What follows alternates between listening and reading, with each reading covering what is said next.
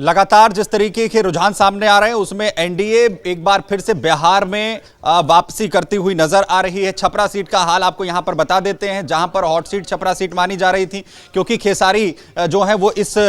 Chhapra seat से ताल ठोकते हुए नजर आ रहे थे। शत्रुघ्न यादव के नाम से आप यहां पर देख रहे हैं, जो फिलहाल पिछड़ रहे हैं। दूसरे नंबर पर बीजेपी की कैंडिडेट जो छोटी कुमारी हैं, वो इस वक्त यहां पर लीड लेती हुई नजर आ रही हैं। हालांकि अगर लीड की हम यहां पर बात करें तो तकरीबन ये 1600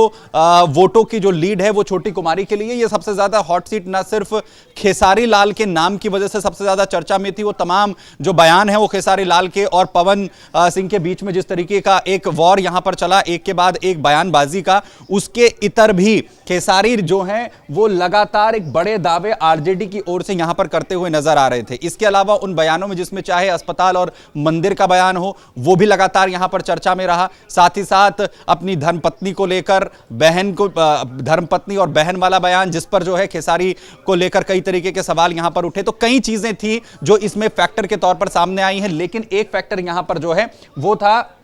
निर्दलीय की ओर से जिस तरीके से जो राखी गुप्ता हैं वो यहां पर इंडिपेंडेंट जो निर्दलीय उम्मीदवार के तौर पर ताल ठोकती हुई यहां पर नजर आई। दरअसल जो राखी गुप्ता हैं वो पूर्व मेयर यहां पर रह चुकी हैं और जो वर्तमान जो सिटिंग एमएलए हैं उनकी धर्मपत्नी हैं, और लगातार ये कोशिश हो रही थी कि ये किसी भी तरीके से अपना जो यहां पर कैंडिडेशन है वो वापस यहां पर ले लिया जाए राखी गुप्ता की तरफ से, क्योंकि ये सीधे तौर पर छोटी कुमारी यानी भारतीय जनता पार्टी को यहां पर नुकसान यहां पर पहुंचा सकता है। लेकिन वैसी स्थिति कम से कम फिलहाल नजर यहां पर नहीं आ रही है, और बड़ा झटका इस वक्त आरजेडी के लिए इस सीट से भी लगता हुआ यहां पर नजर आ रहा है, जहां पर खेसारी इस वक्त पीछे चल रहे हैं। तकरीबन 1600 नंबर का जो आंकड़ा है वो यहां पर इस वक्त नजर आ रहा है। और साथ ही साथ जो बयानों का यहां पर जिक्र किया जा रहा है, अगर ये आंकड़े नतीजे में तब्दील हो जाते हैं तो एक बड़ी स्थिति खेसारी के लिए ये होगी कि लगातार जो बयान यहां पर दिए गए, रविकिशन एक तरफ बयान दे रहे थे, एक तरफ मनोज तिवारी बयान दे रहे थे, दूसरी तरफ खेसारी की तरफ से स्टेटमेंट्स जो है वो शुरू कर दिए गए, वो एक तरीके से ट्रैप हो गए उन बयानों को लेकर, और वो बयान जो है वो चर्चा का केंद्र इस सीट पर बने, जिसकी वजह से ये अब जो नंबर जो दिखा रहे हैं, ये जो उन्हें पिछड़ने की एक जो वजह जो दिख रही है, उसमें सबसे बड़ा एक कारण ये भी यहां पर देखने को मिल सकता है। लेकिन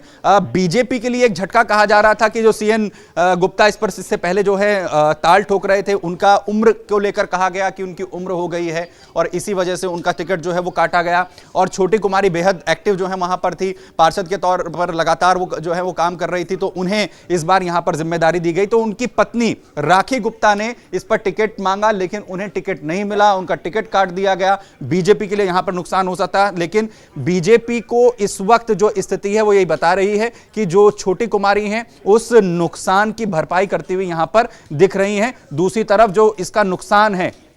वो खेसारी लाल को इस सीट पर आता हुआ जो है वो नजर आ रहा है। लेकिन आखिर तक, क्योंकि अगर आप 2020 के आंकड़े की यहां पर बात करेंगे तो मार्जिन बहुत कम रहा था इस सीट पर। जो सीएन गुप्ता हैं वो तकरीबन यहां पर 7000 वोटों से जीत हासिल करने में कामयाब रहे थे। तो यानी इस बार की जो फाइट होगी वो बहुत क्रूशल होगी, और अगर राखी गुप्ता नुकसान यहां पर पहुंचाती हैं बीजेपी को तो ये जीत और छोटी हो सकती है। खेसारी के लिए एक मौका यहां पर हो सकता है। आंकड़े लगातार यहां पर बदल रहे हैं, हर एक सीट का एनालिसिस लगातार आप तक पहुंचा रहे हैं। बने रहिए अमर उजाला के साथ। अगर आप ये वीडियो YouTube पर देख रहे हैं तो हमारे चैनल को सब्सक्राइब कर बेल आइकन दबाएं, और Facebook पर देख रहे हैं तो हमारे पेज को लाइक करें।